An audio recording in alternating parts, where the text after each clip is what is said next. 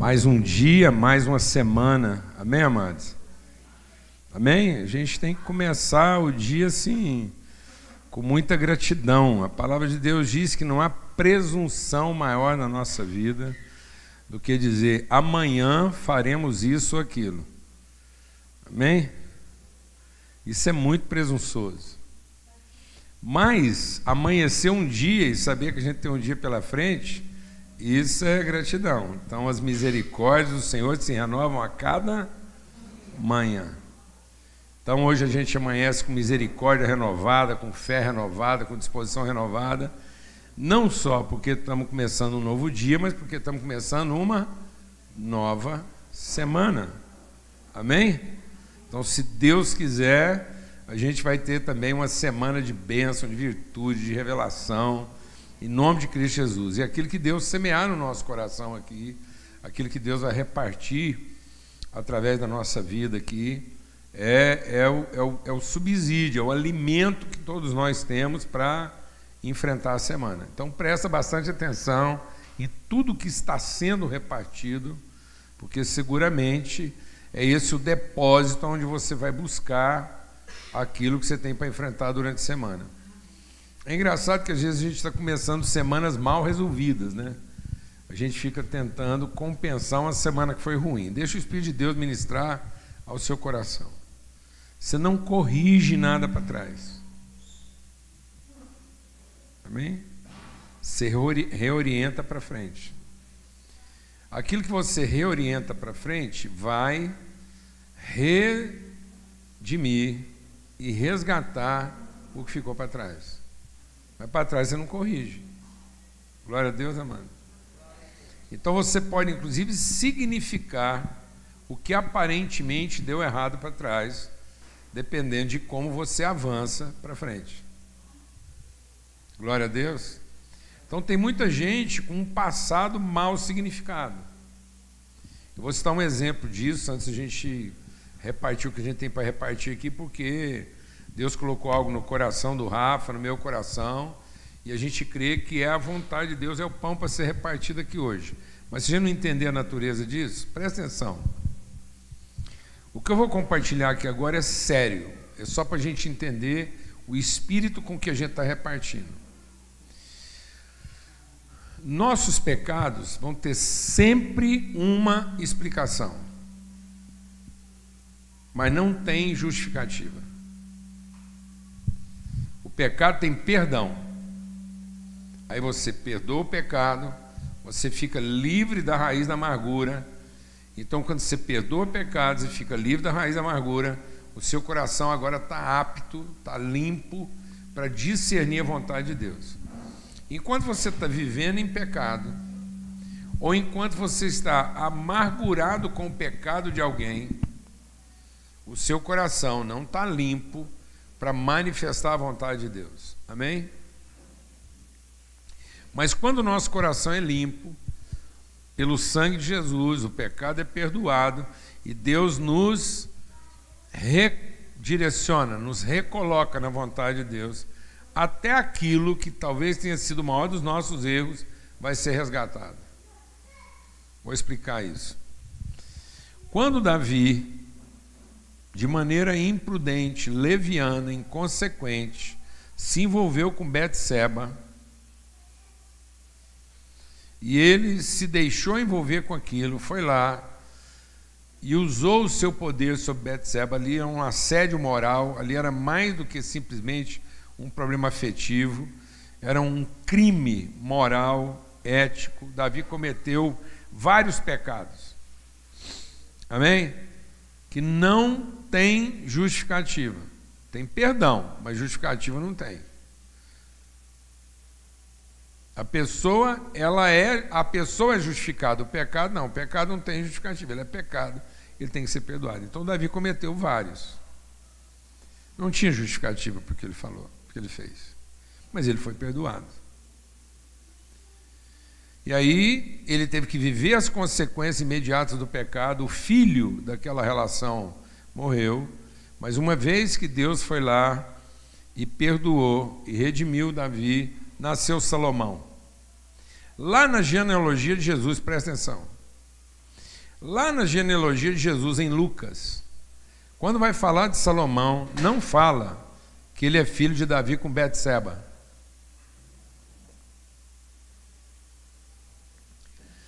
Então, olha o que é tremendo na misericórdia de Deus, em como Deus não apenas perdoa, mas Deus redime até os nossos piores delitos. Não tem justificativa, não tem como corrigir, mas tem como redimir. Então, eu estou dizendo isso para ninguém sair daqui achando que pode cometer pecado à vontade, porque você vai sofrer as consequências. Davi teve que sofrer o luto, a vergonha, um punhado de coisa. Mas para que não haja prejuízo pelo pecado, Davi nunca conseguiu corrigir aquilo que não tinha que corrigir. Mas Cristo vem redimir. E lá em Lucas diz assim, e Salomão, e Davi gerou a Salomão daquela que foi a mulher de Urias. Não é só Betseba, é a mulher de Urias. A morte de Urias, a injustiça sofrida por Urias, o prejuízo aparente de Urias, foi o quê? Foi corrigido? Não foi. Ele sofreu dano, ele sofreu prejuízo, mas o sacrifício dele não foi em vão, porque agora ele está lá na genealogia de Jesus. Deus honra Urias e traz ele para a história, para ninguém pensar que ele tenha morrido o quê? Em vão. Não foi em vão. Deus não permite que as pessoas prejudicadas pelos nossos piores erros tenham sofrido em vão por causa do nosso pecado. Então muitas coisas você não vai ter como corrigir, mas se você tiver uma atitude correta e aprender e começar bem a sua semana e entender que hoje nós temos a oportunidade de aprender de Deus para estabelecer um rumo, uma direção para a nossa vida, as coisas que nós não conseguimos corrigir, os prejuízos que nós causamos e até os prejuízos que nós sofremos serão o quê? Redimidos. Não terá sido em vão. Glória a Deus, amados. Mas se você tentar corrigir, você vai continuar cometendo o mesmo erro que levou você a cometer o pecado. Achar que você tem o controle e que a gente é que tem capacidade. Vou citar outro exemplo. Antes a gente repartiu o que nós temos para repartir. O Judas cometeu um pecado grave. Ele vendeu o Filho de Deus. Ele negociou um pecado grave que todos nós cometemos. Negociamos. E aí o que o Judas tentou fazer? Fala para mim, irmãos. Devolveu o dinheiro. Ele tentou o quê? Corrigir o problema. Ele tentou produzir uma compensação pelo erro que ele tinha cometido. Mas aquilo continuava sendo iniciativa de quem? Dele. Então, às vezes, a gente não percebe que a gente errou pensando que ia acertar. E vamos continuar errando pensando que vamos acertar. Então, ninguém cometeu o pior dos seus erros querendo errar. Nós cometemos os nossos piores erros imaginando que agora nós vamos acertar. Então, é essa ideia de que nós podemos acertar por nossa própria conta e, tendo errado, nós vamos ser capazes de corrigir o erro que nós cometemos, é que faz com que a gente continue errando. Porque o pecado não é ter feito a coisa errada. O pecado foi não ter procurado a orientação de Deus pensando que do nosso jeito daria certo. Então, tentar corrigir alguma coisa ou compensar alguma coisa é continuar pecando. Então, aqui nós não viemos para corrigir nada, nem para compensar nada, nós viemos aqui para buscar a orientação de Deus. O Judas tentou corrigir o problema, compensar o problema, fazer uma redução de dano, e no fim ele acabou tão deprimido que tirou a própria vida. O Pedro não fez nada. Um dia o Pedro falou assim: já que eu não sei o que eu vou fazer, vou pescar. Não tinha como ele compensar seu erro. Então vou seguir para frente. E foi na sua disposição de seguir à frente que ele foi encontrado por Jesus e reorientado na sua vida. Amém, irmãos? Em nome de Cristo Jesus. Nós viemos aqui, não é para corrigir e compensar uma semana ruim que nós tivemos. Nós viemos aqui para, de maneira muito simples e submissa, começar bem uma semana. E se você começar bem uma semana, você pode ter certeza que Deus vai derramar tão abundantemente na sua vida, que isso vai ser suficiente para a semana que você tem para frente, e ainda para redimir tudo quanto é porcaria de todas as semanas ruins que nós tivemos para trás. Amém? Glória a Deus, amados. Vamos ter uma palavra de oração para que o Rafa abra o coração dele com aquilo que Deus colocou na vida dele, para que eu também possa abrir o coração, e nessa conversa que nós vamos ter aqui, isso produz edificação para todos. Obrigado, Pai, por começar mais uma semana, um primeiro dia, o primeiro dia de uma nova semana, e é isso que nós queremos. Queremos nos aquietar e aprender, em conhecer e prosseguir em te conhecer, é que está o nosso livramento, em ouvir. Tua palavra diz: o seu livramento está em ouvir e se submeter. E quantas vezes, ó Pai, nós não queremos te ouvir, nós queremos que o Senhor nos ouça, que o Senhor faça por nós aquilo que nós achamos que estamos precisando, sendo que o Senhor quer que nós possamos ouvir o Senhor naquilo que o Senhor já estabeleceu ser o melhor para nós, no nome de Cristo Jesus, ó Pai. Amém. Graças a Deus. Bênção estar com você aqui. Amém. Amém. Glória a Deus. Não era para eu estar aqui hoje, e ao mesmo tempo é certeza que era para eu estar aqui hoje. Com certeza. Então, que senão não estaria. Então, assim, mas é muito bom, porque boa parte do nosso povo hoje está lá em Buenos Aires, tem muitas famílias lá, alguns amigos, irmãos, num retiro de casais. E como eu tinha compromisso ontem para formar mais um casal, entre formar mais um e abençoar os que já estavam abençoados, eu fiquei aqui ontem para formar mais um casal, onde a gente participou do casamento do João Pedro e da Angélica. Foi um tempo maravilhoso, muito especial, de família. É um casal jovem muito querido. E ficamos aqui, se Deus quiser, hoje à tarde a gente está indo ao encontro dos irmãos que estão lá, para estar com eles no retiro amanhã e depois. Então, é muito bom. O Branquinho está aí? Tá. Branquinho, ouve o nosso apelo e materializa aí, irmãos.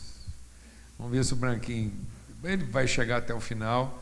A gente quer ter uma palavra de oração, porque tem mais um grupo de irmãos indo para a Missão Amazônia. Não precisa preocupar não, ele até o final ele chega aí, a gente ora por ele. Não, a gente pode até aproveitar, porque Ah apesar dele não me atender essa semana, olha lá, quem está lá, com a maior ouvir cara de tacho. Mateus, que está lá na Europa. Fala aí com a gente, irmão. Dá oi. Põe som para o Mateus aí para nós. Mateus.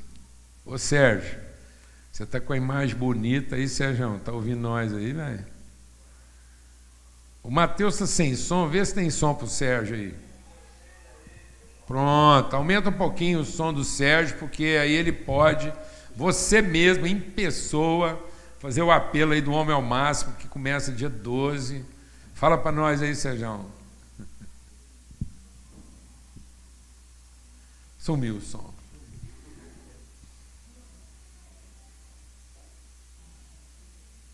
Vai. Vindo? Pronto, agora está ouvindo. Alô? É com você. Bom dia. Está me ouvindo aí agora? Maravilha. O Anselmo, eu acho que está aí no nosso culto. O Anselmo é um dos líderes aí do Homem ao Máximo. Espero que ele esteja aí. Beleza, vai aí na frente aí, meu querido irmão Anselmo. Ele vai estar aí inscrevendo o pessoal que tem interesse de participar conosco aí de mais uma jornada do nosso Ministério Hombridade, do nosso curso Homem ao Máximo. Alegria pra gente. A cada semestre... Sérgio, esse cabelo dele tá uma homenagem ao Paulo Júnior, né? Exatamente. Então a gente a cada semestre aí Deus tem renovado as nossas forças, tem nos enchido de alegria, de esperança, de vigor, para a gente começar aí mais uma jornada aí do curso do Homem ao Máximo. E a gente vai estar disponibilizando aí as plataformas online e também presencial, para que a gente possa distribuir aí mesmo e derramar e multiplicar todas as bênçãos que Deus tem trazido para nós aí nesse Ministério Hombridade, né? Hombridade e semelhança a Cristo são sinônimos, né? O que a gente busca aí o tempo todo. Então o Anselmo vai estar aí nesse culto aí, anotando o nome de quem tem interesse de participar conosco, para que a gente possa, no dia 12, se Deus quiser, começar as novas turmas aí, para a gente derramar aí muita virtude na vida de todos os homens aí. Em nome de Jesus. Amém, igreja. Graça e paz. Bom, o Sérgio já falou tudo. Eu vou estar aqui na mesinha do café no final do culto, tá? E faço esse apelo para que nosso Ministério Hombridade possa estar fortalecido. São 12 semanas que a gente se encontra aqui na igreja mesmo, às 7 horas da noite. É um curso para homens e qualquer situação que você esteja. Está casado? Ótimo. É filho? É pai? Divorciou? É o momento de rediscutirmos as relações, né? Então, eu faço parte desse ministério. Esse meu cabelo aqui é só para provar que as coisas temporais passam, mas os relacionamentos, eles são eternos. Eles não passam. Obrigado. Anselmo, é o seguinte, do jeito que o Anselmo falou, tem gente que pode ficar preocupado, porque ele falou que são 12 semanas e às 7 horas o cara pode achar que é todo dia. Não, é uma vez por semana, na segunda-feira, às 7 horas, durante 12 semanas. E até para tranquilizar o Sérgio, o Anselmo, esse povo garra e trabalha e quer ter o maior número de homens aqui possível. Mas o nosso empenho do meu coração é, se nós tivermos 2 ou 3 aqui, que nós vamos fazer com a mesma alegria, o mesmo empenho, a mesma dedicação, porque nós temos visto isso transformar a vida das pessoas. Não é verdade, Anselmo? É isso aí, então. Na sua vida, na vida do Sérgio, na vida de tantas pessoas, a gente vê, né, a transformação e a forma como esses homens abraçaram mesmo a responsabilidade de serem referência, baliza para a família e para a sociedade. Valeu, Anselmo, obrigado. Benção. O Branquinho foi ali como um flash. Ele está lá em cima com o povo. Então só avisa para ele, a hora que terminar, ele vai aparecer aí. Você ia falando com o Mateus, volta o Mateus no ar aí. Ué. PJ, estou aqui, Rafa, bom dia. Estou aqui em Caldas da Rainha, aqui em Portugal, uma congregação, uma família assim sensacional. Você chegou a conhecer eles, o Ari e a Cláudia. O Ari deu uma saidinha com o Daniel, a Cláudia aqui. Ei, Claudinha, tudo bom? Olha aí, coisa mais linda, coisa boa. Já. Obrigada por nos terem enviado aqui o Mateus, o Daniel e o Pedro. Tem sido assim um tempo muito especial para a nossa comunidade, para a nossa família. Amém, glória a Deus. Obrigada por partilharem. Depois se apresenta para ele. Depois se apresenta para ele o mistério de Caldas da Rainha. Aí em Caldas da Rainha tem um bolo que você olha para ele, parece que ele não deu certo. Parece que ele não deu certo. Aqui no Brasil, você fala, esse bolo perdeu, porque ele ficou embatumado. Então lá em Caldas da Rainha tem um bolo embatumado que é uma delícia. Não, mas tem bolo e tem outras coisas também que assim, o horário não permite. Mas estamos aqui com o André também. Vai estar a ter com a gente ano que vem. Aqui o Rafa também. E tem sido um tempo precioso. A gente voltou aqui em Portugal, já é 1h40, né? Já nós já vamos almoçar, já estamos na mesa aqui. E tem sido um tempo precioso de encontrar com a família daqui, o encontro com a juventude da Europa também. A gente tem visto que Deus está fazendo grandes coisas e vai continuar costurando isso que a gente crê. Como você sempre diz aí para a gente, né? O brasileiro precisa ir para a Europa e a Europa precisa se reencontrar com o Brasil. Então, a gente tem vivido isso na carne. Estou aqui com o Pedro também, Pedro, nosso irmão, e o Daniel também, que tá junto com a Ari ali. Então, só dar um beijo aí, toda a família. É isso aí, tamo junto. Não, peraí, volta aí. Já o Paulo Júnior chega aqui. Né? Volta aí. Amanhã nós vamos se Deus quiser. Quinta-feira a gente tá aí. Volta aí que eu preciso falar um negócio com a Cláudia aí, rapidinho. Peraí. Vem cá, Cláudio. Cai nesse, chama. Vem cá que o Paulo Júnior quer falar com você aqui. Estamos lá no culto, a igreja toda está lá reunida. Ok. Está todo mundo vendo vocês lá no telão. Esse menino é muito bom, ele é um menino ajeitado, é fantástico ele. Mas ele é muito apressado. Nós temos percebido isso. Mas ele é muito apressado. Ele é muito apressado. Então ele está em Portugal para aprender também a ter calma-se na mesa, comer devagarzinho, apreciar cada parte. Então você segura ele na mesa aí pelo menos umas 2 horas, tá bom? Porque em Portugal tem um ritmo na mesa lá que não existe mesa rápida. Ouve aí. Sim, ele tem se expressado muito bem. Então eu acho que há aqui o equilíbrio. Ele é apressado, nós somos calmos, então a coisa tem fluído. Então tá tem bom, sido então assim tá um tempo muito especial. Valeu, a gente sai do pequeno almoço e já vai para o almoço. Exatamente. Muita mesa, muita partilha. Obrigada. Valeu, um abração. Valeu. Tamo junto. Beijo pra vocês. Até mais. Um abraço, velho. De fato, né, assim, o nosso esforço aqui, né, nosso esforço como comunidade, tem sido de repartir o coração mesmo, né? Então é impossível a gente buscar algo que esteja desconectado com aquilo que a gente já vem conversando.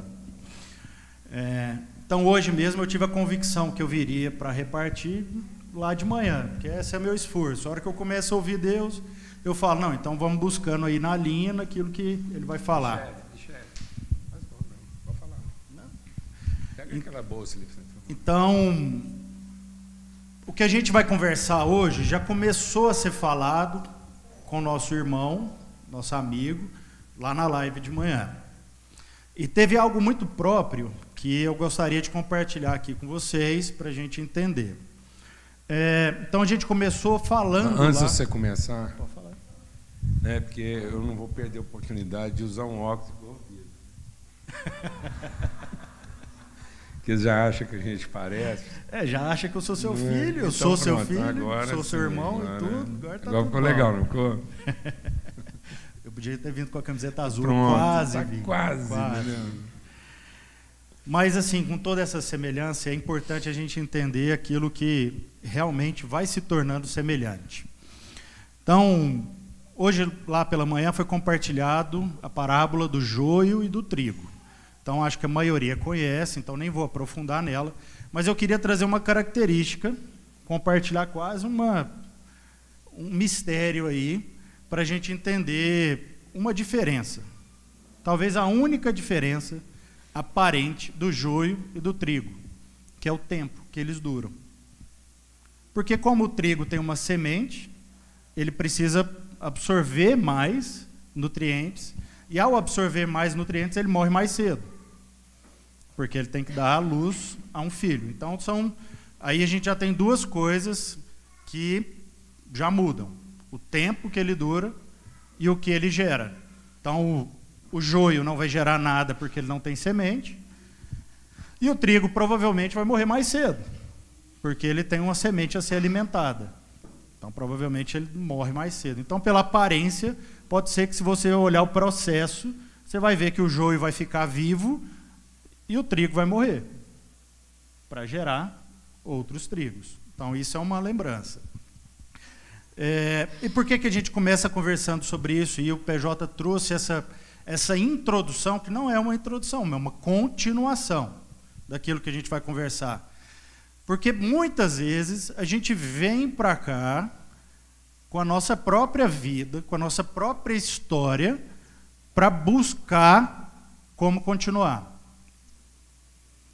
E, na verdade, aqui é um lugar próprio para morrer, para recomeçar. Beleza? Então, toda semana você é convidado a morrer para recomeçar algo novo. Se Deus quiser, você morre o tempo inteiro. Isso é que Paulo vai falar lá, fala, olha, por mim eu morria. Essa é a minha vontade. O maior desejo do meu coração é morrer. Porque agora eu entendi tudo, entendendo todas as coisas, a única coisa que faz sentido para mim é morrer. Mas já que eu É para eu ficar vivo?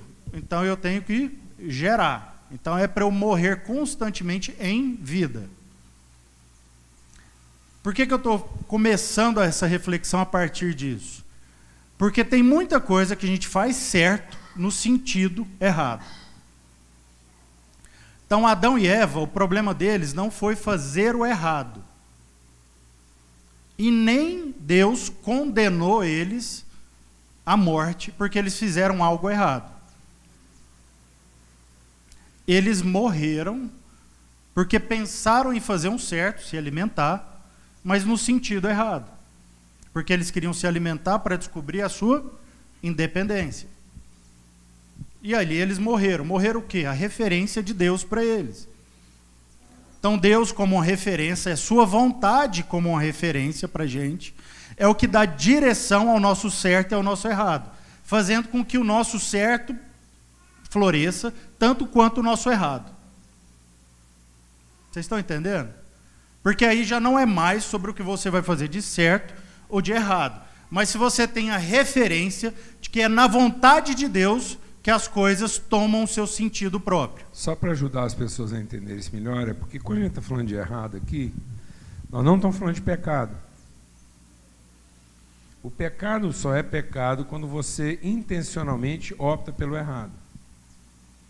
Enquanto o errado for fruto da nossa ignorância, é o errado. E o errado nunca vai comprometer o bom de Deus na sua vida. Mas insistir na coisa errada, de maneira intencional, já não é errado. É rebeldia contra a vontade de Deus. É uma rebelião. Então tem uma pessoa que ela pode ter feito tudo errado a vida inteira e não ter consequências danosas, como alguém que aparentemente fez errado uma única vez, mas fez isso de maneira intencional, em rebeldia voluntária à orientação que Deus tinha dado para ele. Então Deus não leva em conta os tempos de ignorância. Então quando o Rafa está falando aqui que tanto o errado quanto o certo, no fim, às vezes vão ter o mesmo peso, você fala, mas não é possível que uma pessoa que fez tudo errado vai colher como eu que fiz tudo certo. É possível. É possível que alguém que tenha feito a coisa errada a vida toda ainda tenha mais vantagem do que quem fez muita coisa certa quase o tempo todo.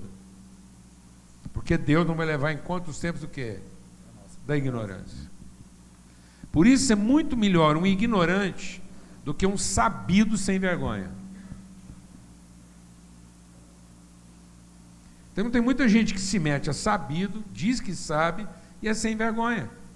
É rebelde.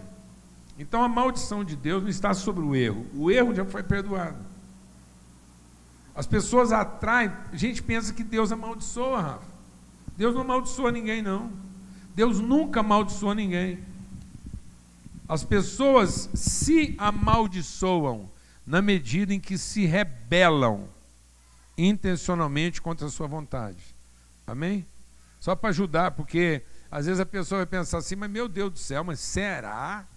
É, isso mesmo. Às vezes uma pessoa fez errado a vida toda e no fim ele vai encontrar mais virtude do que às vezes alguém que tentou fazer certo a maior parte do tempo, mas gravou lá uma parte da vida dele que era dele, lá ele resolvia, lá ele que discernia, e naquela parte comprometeu todo o resto, porque naquela parte ele era intencionalmente rebelde à orientação de Deus. Não, e é isso mesmo, é parte disso que a gente precisa refletir, porque Jesus apresenta todas essas coisas para a gente, mas parece que isso não entra no nosso coração. Então, no último momento, Jesus salva um cara que fez errado a vida toda, sendo crucificado do lado dele.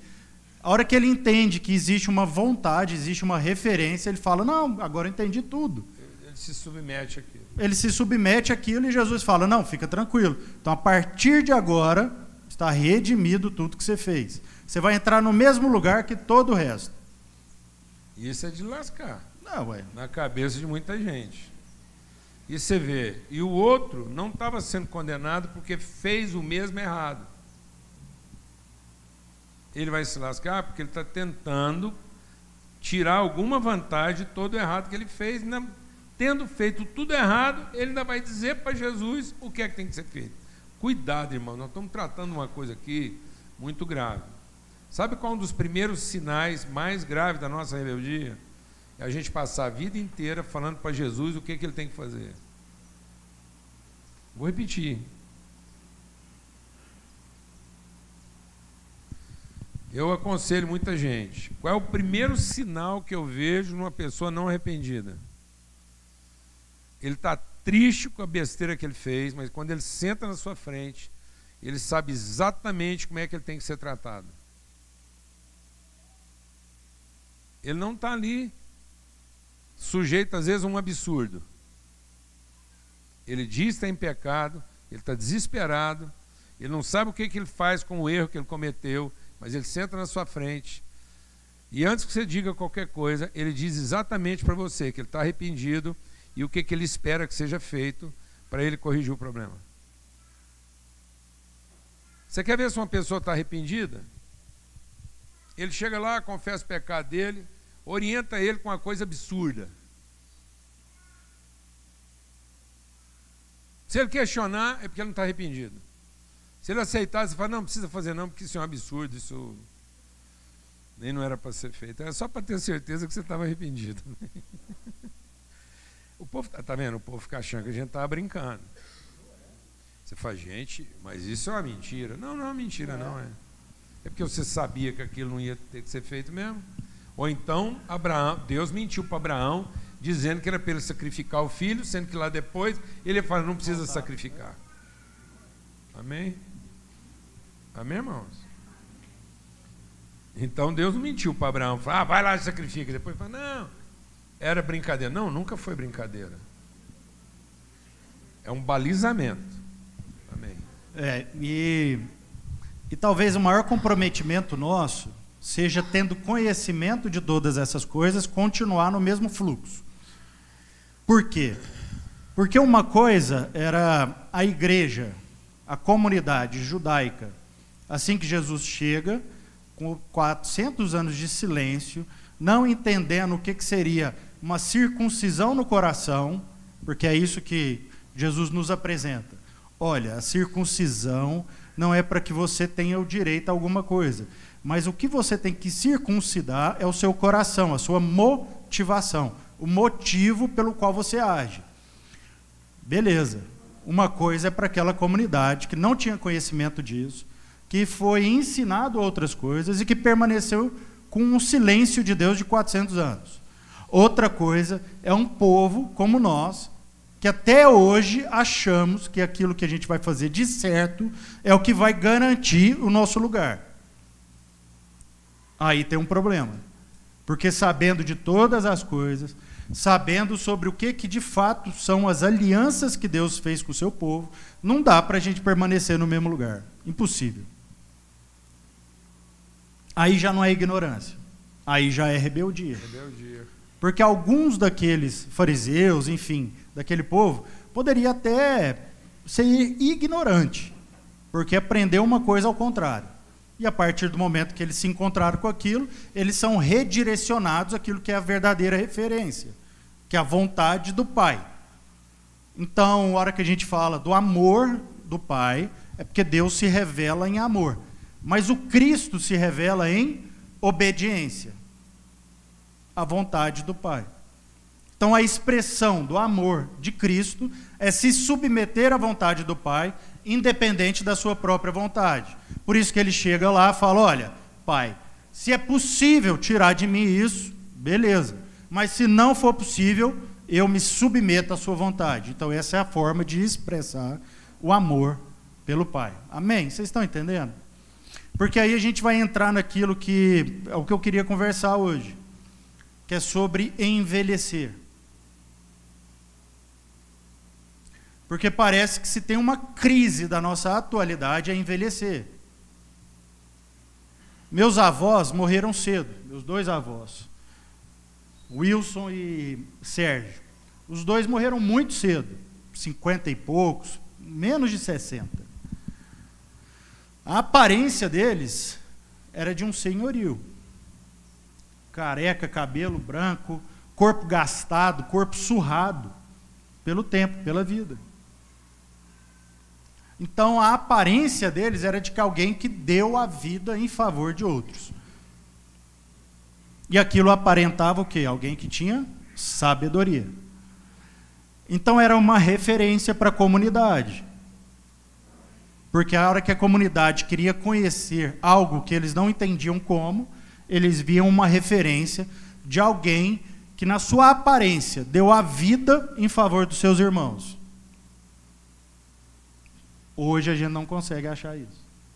Até porque eu acho que o conceito de morrer cedo é relativo, né? Eu acho que ninguém morre cedo, morre tarde. Tem gente que já devia ter morrido, não morreu ainda. Então, assim, né?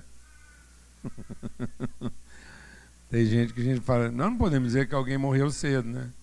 Nós não sabemos, né? O que ele seria se ele vivesse um dia a mais, mas nós podemos dizer de gente que está morrendo tarde, né?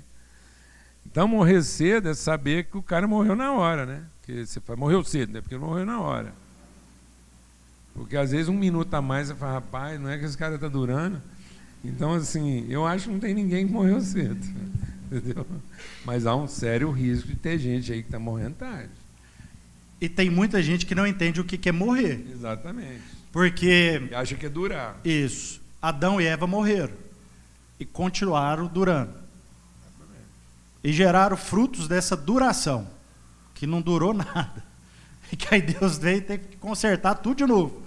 Mandar todo mundo abaixo, fazer um dilúvio para ver se aquilo tudo vai embora, por descarga abaixo. Por que eu estou falando isso? Porque a verdade é que nós não entendemos a vida no seu sentido correto. Nós achamos que morrer é quando o corpo perde e morre. Isso não é morrer para a gente.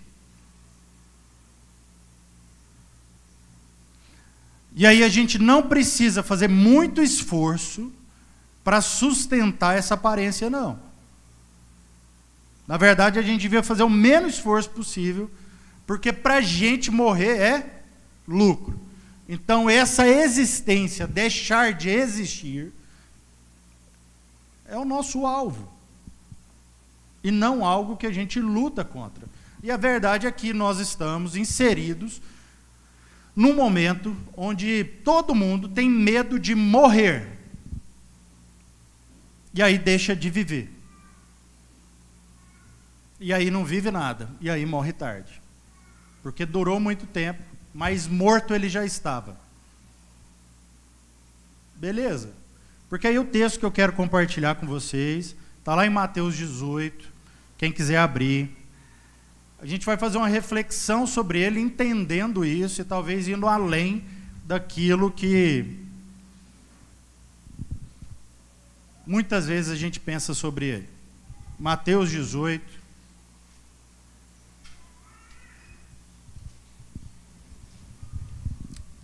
Mateus 18, onde diz o seguinte: naquele momento os discípulos chegaram a Jesus e perguntaram: quem é o maior no reino dos céus? Chamando uma criança, colocou-a no meio deles e disse: eu asseguro que, a não ser que vocês se convertam e se tornem como crianças, jamais entrarão no reino dos céus. Portanto, quem se faz humilde como esta criança, este é o maior no reino dos céus. Amém. Então Jesus está tratando os discípulos, principalmente nesse momento aqui todos, mas principalmente aquilo que é a nossa figura de Pedro. Porque Mateus aqui, do capítulo 14 até o 19, ele vai mencionar Pedro várias vezes, porque Pedro já começava a ser uma referência de quem seria o maior. Então Pedro, começando a ser essa referência, Mateus escreve para mostrar quem era verdadeiramente a referência. Então, logo após, tá? Então, logo após Pedro responder uma pergunta que era de difícil resposta, que era sobre se Jesus pagava os impostos, e Pedro ser ensinado sobre uma coisa fantástica, porque chegam a Pedro e perguntam assim: Jesus tem 2 dracmas para pagar isso aqui? Jesus paga essas 2 dracmas? Pedro fala sim, bem de supetão, sem nem perguntar para Jesus. Ele fala: não, sim, ele paga.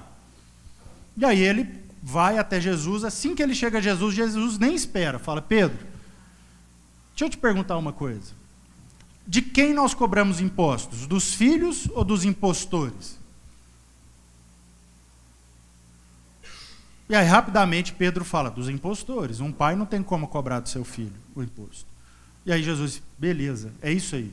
Só que a partir de agora, entenda o seguinte: para eles não ficarem escandalizados, vai ali com um anzol, não vai ser mais uma rede. Você não vai jogar uma rede para ver se pega muito peixe, para ver se isso dá certo. Não, você vai jogar um anzol na água, e na hora que você pegar esse peixe, lá estará um imposto meu e seu, para pagar para eles.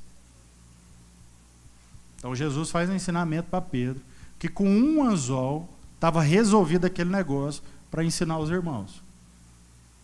Que ele não precisava fazer o menor esforço para resolver isso.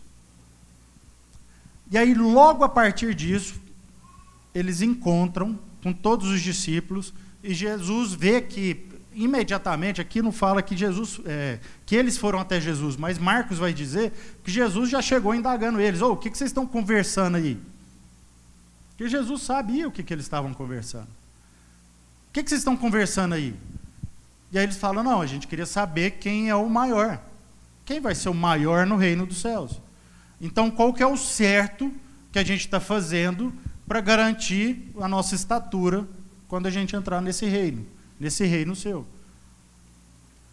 E aí Jesus vira para eles e fala: deixa eu explicar para vocês. Então aí Jesus está falando para a gente aqui: deixa eu explicar para vocês. A não ser que vocês morram, a não ser que vocês morram para as suas vontades, ou seja, se convertam como uma criança. O que é uma criança? Alguém que não sabe o que fazer, que precisa de orientação, que não sabe o que vai ser da vida dela, uma pessoa humilde, afetiva, tudo mais. A não ser que vocês se convertam como uma criança, jamais entrarão no reino dos céus. Então Jesus está dizendo para a gente: entende isso, irmão? Que se você não morrer, jamais você entrará no reino do céu. Assim como quando ele foi indagado, falou: olha, é preciso nascer de novo. Ah, mas vai voltar para o ventre da mãe? Irmão, se você não nascer de novo, se você não tiver um novo espírito, uma nova motivação para tudo que você faz, ou seja, se você não voltar a um estágio de criança na sua vida, você jamais entrará no reino dos céus. E por que ele está falando isso? Porque às vezes como a gente vê isso aqui, a gente fala assim: não, então pronto, então agora para garantir minha salvação, então agora para eu garantir que eu vou entrar no reino do céu, beleza, agora eu vou morrer.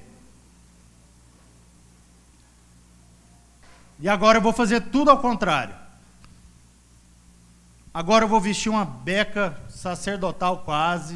Agora eu vou viver igual uma pessoa assim, de humildade extrema. Vou vestir saco de pano, vou ficar só cantando louvor, vou ficar só buscando a Deus, vou sair andando por aí, sem rumo, largando tudo para trás. Não é isso. Porque não é sobre a aparência, é sobre a essência de quem nós somos. É sobre se nós geramos. Porque Jesus não fez Pedro fazer uma coisa diferente do que ele já fazia. Jesus redimiu o que Pedro fazia. Pedro continuou um pescador. Ressignificou isso. Então Jesus vem para redimir as nossas vidas. Para explicar para a gente que a história que está sendo contada, aquilo que a gente está construindo, não é fora da vontade dele. É só as coisas que nós fazíamos que era fora da vontade dele. Então ele vem para realinhar o quê? O caminho? Não, o coração. Porque realinhando o coração, o caminho que às vezes aparecia como um errado, se torna um certo. Por que eu estou falando isso? Porque ser como criança é voltar ao estágio inicial. É largar todos os traumas, as coisas que ficaram na história, que às vezes construiu a nossa personalidade, a forma da gente ver a vida. Largar todas aquelas enjoeiras que a gente tem, para voltar a ser tudo aquilo que Deus criou a gente para ser. Então, as coisas que nós fazíamos inconscientemente, agora a gente faz de forma consciente, com sentido correto. Então, nós somos redirecionados. Então, aí nós convertemos nosso caminho à vontade de Deus. Deus volta a ser uma referência. E aí, qual que é a questão? Que eu queria passar a bola para você. Que dificuldade nós temos? Qual que é o maior impasse que nós temos? Que nós não nos submetemos, o corpo inteiro, a vida inteira, a essa vontade. É porque o diabo, quando nos tentou, ele nos tentou com a falsa ilusão de uma escolha. A gente passou a acreditar que o sucesso da vida está nas escolhas que a gente faz. E a gente ensina isso para os nossos filhos. Nós estamos ensinando nossos filhos a escolher. Sendo que na vida não há escolha. O segredo da vida não são as escolhas que a gente faz. O segredo da vida é nos submeter às escolhas que Deus fez. Eu preciso conhecer o que Deus já escolheu como pai e me submeter às escolhas de Deus. E nós estamos querendo que Deus tome a decisão de se submeter às escolhas que nós fazemos. Então agora Deus tem que decidir se Ele vai ajudar a abençoar ou não as escolhas que nós fizemos. E esse é o nosso equívoco. Por isso, quando a gente pensa que a vida é escolha, nós estamos formando adultos carentes. Porque o que é o segredo da criança? O segredo da criança é a submissão. E aí, com o passar do tempo, ela começa a se empoderar e ela começa a achar que agora ela não tem que se submeter, ela pode escolher. E aí a gente escolhe com base nas carências. Porque se fosse a decisão de submeter, não era com base na carência, era com base no propósito. Então eu me submeto a um propósito que foi escolhido para mim. Então Deus escolheu um propósito para mim e eu me submeto àquele propósito. Então, eu vou me tornar um adulto submisso. Aí nós estamos deixando de ser um adulto submisso, como uma criança que se submete a uma escolha que foi feita para ele, e estou me tornando um adulto carente. Como uma criança carente que agora ficou velha. Então eu estou levando a carência para a minha fase adulta, em vez de levar o quê? A submissão. Porque são duas coisas que identificam a criança: a carência e a submissão. Só que quando uma criança é criança de fato, ele tem uma carência, mas ele se submete à decisão e à escolha que foi feita para ele. Ele não escolhe a comida que ele vai comer. Glória a Deus, amado. Ele não escolhe o remédio que ele vai tomar. Ele não escolhe até que hora ele vai ficar acordado. Então, algumas coisas são essenciais para a vida. Eu me lembro a vez que eu falei que eu não gostava de couve. E meu pai tirou todo o resto da minha frente e colocou só o prato de couve. Porque naquele momento meu pai estava me ensinando que não era uma questão de gostar. Não é uma questão de gostar. A gente foi enfiando na cabeça que amar é gostar. Vou te falar uma coisa, mano. Você sabe qual é o momento que você ama menos? É quando você gosta. Sabe qual é o momento que você ama mais? É quando você não gosta. É exatamente quando você não gosta que você tem que ficar com o quê? Só com o seu amor, porque na hora que você gosta, você não precisa amar, mas você gosta. Aí tem gente que fala assim, eu amo tal coisa. Não, você gosta demais de tal coisa.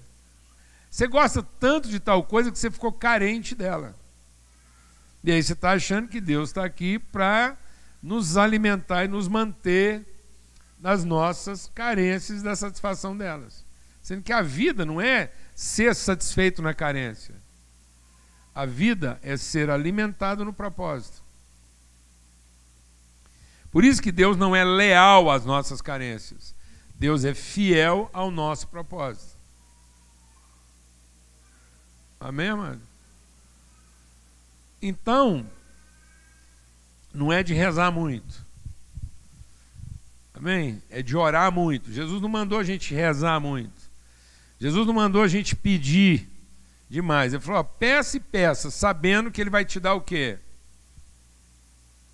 Quando eu estou falando com Deus, presta atenção. Quando eu estou falando com Deus, é para pedir o quê?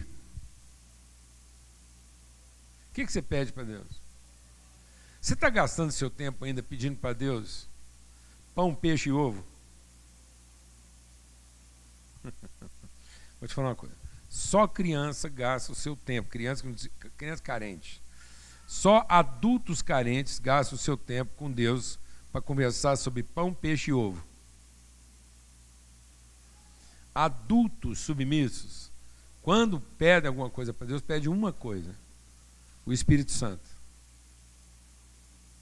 Porque a única coisa que um adulto não carente, submisso a um propósito, precisa é da orientação do Espírito Santo. Sabendo que se ele tiver na orientação do Espírito Santo, ele não precisa preocupar com pão, peixe e ovo. Jesus diz assim, sabe qual é o papel do pão, do peixe e do ovo na sua vida? É só para você saber que mesmo pais ruins, mesmo pai que não presta como vocês, amém? Aí vocês, nós. Então, para repetir as palavras de Jesus, ele disse vocês, mas eu vou dizer nós. Mesmo pais que não prestam como nós, se um filho pedir pão, ele não dá pedra. Se o filho pedir peixe, ele não dá um escorpião. E se o filho pedir ovo, ele não dá uma serpente. Então, se vocês que são maus, nós, sabem dar para os seus filhos pão e não pedra, peixe e não escorpião, ovo e não serpente, quanto mais o nosso Pai dará do seu Espírito. Mas tem gente que está gastando o tempo dele para pedir para Deus pão do céu, peixe do céu e ovo do céu. É aquela lamentação. E Jesus de novo vai nos ensinar. Jesus vai ensinar, fala, quando vocês forem conversar com o vosso Pai, não fiquem rezando e pedindo o que comer e o que vestir, porque antes mesmo de você apresentar isso, Ele já sabe. Se naquele dia você precisa de pão, se naquele dia você precisa de peixe, ou se naquele dia você precisa de ovo. Dava até para fazer uma análise nutricional sobre pão, peixe e ovo. Às vezes está aí uma dica aí que a gente não sabe. Nutricionista de plantão. Quem sabe? Tem uma dieta aí. Então, amados, em nome de Cristo Jesus, o Senhor, fala a verdade. Onde é que a gente gasta a maior parte do nosso tempo falando com Deus? Quanto ao que vestir, é o que comer. Porque nós nos tornamos o quê? Adultos carentes. E não crianças submissas. Que aí, se você aprendeu na infância a submissão, mesmo quando você for adulto, a submissão vai funcionar. Mas se tudo que você aprendeu na infância foi a carência, então você vai ser um adulto carente. Aí você tem que voltar a ser criança, para ver se de uma vez por todas você aprende a submissão em lugar do quê? Da carência. Voltar a ser criança para conhecer nosso Pai. E saber que nós não precisamos ficar falando com Ele sobre pão, peixe e ovo. Nós não precisamos gastar um minuto. E eu vejo as pessoas, a maior parte do tempo que elas estão lá, elas estão conversando sobre o que comer, o que vestir, como é que vai ser, e nananã, sendo que essas coisas já estão o quê? Resolvidas. Amém, irmãos? Em nome de Cristo Jesus, o Senhor. Ninguém morre cedo, mas pode ser que alguém morreu tarde. E morreu tarde porque foi vencido pela morte sem cumprir o propósito dela. Morreu de tempo e não de propósito. Morreu de velhice e não de propósito. Morreu de doença e não de propósito. Que não seja uma fatalidade, que não sejam nossas carências, que não sejam nossas ansiedades. Tem gente que está morrendo de ansiedade e não de propósito. Tem gente que está tirando a própria vida porque cansou de durar tanto. Isso é tão grave nos nossos dias hoje que nós temos jovens de 15 anos de idade chegando à conclusão de que já viveram muito. Sabe o que é um jovem que se suicida aos 15 anos de idade? Alguém que morreu tarde.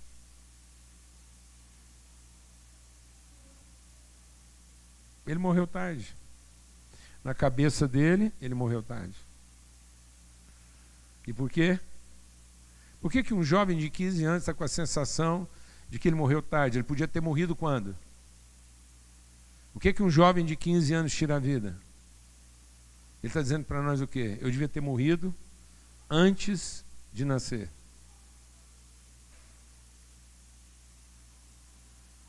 Amém, amados?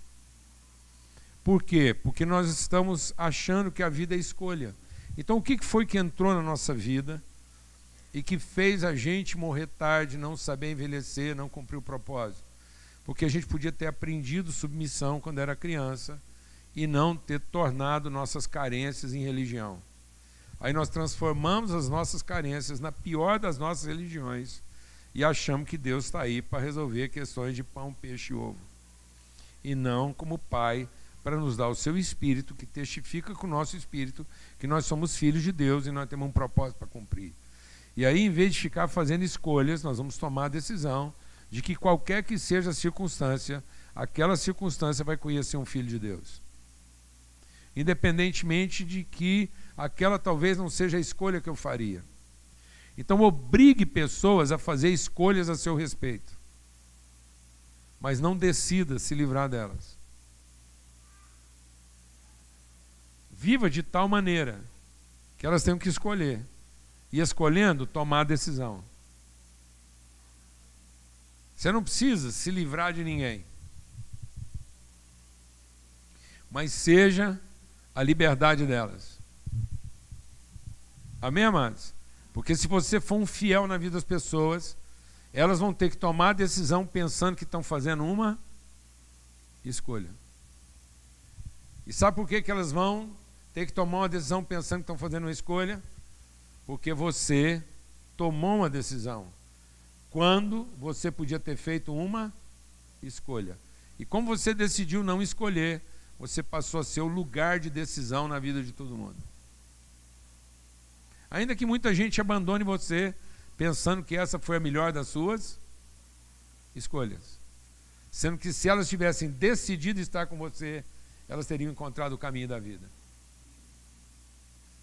Eu vou dizer uma coisa, mesmo no casamento,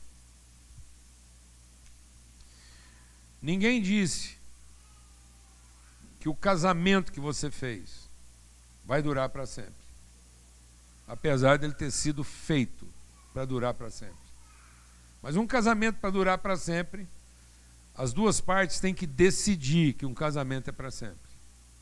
Porque em todo o tempo que eles acharem que o casamento é uma escolha, apesar do casamento ter sido feito para durar para sempre, não quer dizer que ele vai durar para sempre. E aí você não tem o controle disso. Mas a Bíblia diz que aquele que for fiel e tomar a decisão de ser uma referência de fidelidade, não de subserviência. Não é assumir as formas que o casamento te impõe, mas é dar ao casamento as referências que ele precisa. Porque tem muita gente que, para salvar o casamento, faz a escolha de dar para o casamento o que ele quer e não tomar a decisão de oferecer para o casamento o que ele precisa. Alguém está entendendo o que eu estou falando? Mas se você oferecer para o seu casamento o que ele de fato precisa, então quem estiver com você vai ter que tomar uma decisão, ainda que pensando que está fazendo uma escolha. E aí, quem se separa, divorciou. Quem foi fiel, ficou viúvo.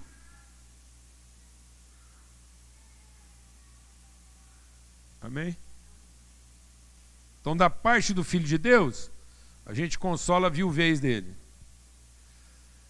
Por isso tem gente que diz assim, você acredita em divórcio? Eu acredito, para os incrédulos. E para os crentes eu acredito em viuvez. A gente ajuda o viúvo, a viúva, e aí ele está livre para encontrar alguém que queira seguir esse caminho. Amém?